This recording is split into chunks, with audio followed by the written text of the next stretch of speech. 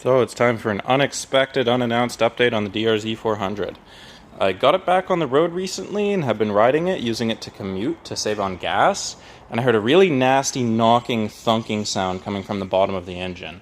It happened under load, not under load. At first I thought it was premature detonation, but switched to higher octane fuel, still kept happening. So I decided, you know what, I should do all those Loctite fixes, because I don't know if they've been done on this bike, and this bike is from 2002, so stuff wasn't getting Loctited at the factory. And lo and behold, pull off the stator cover, and those 6 Allen head bolts there, the bottom one is missing, those were all finger tight. So the plate behind was just smacking back and forth, I think.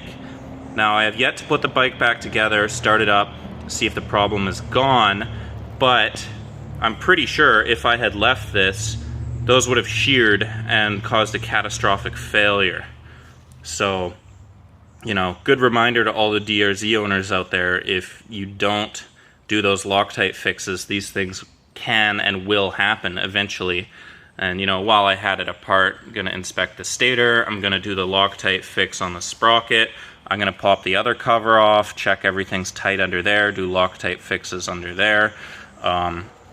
I will link in the description a video of the bike running and the sound I'm talking about.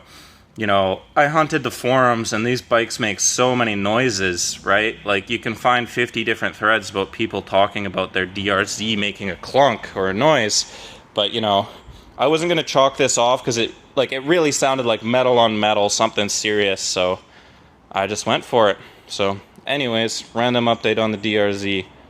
Peace. So I figured I may as well continue the video.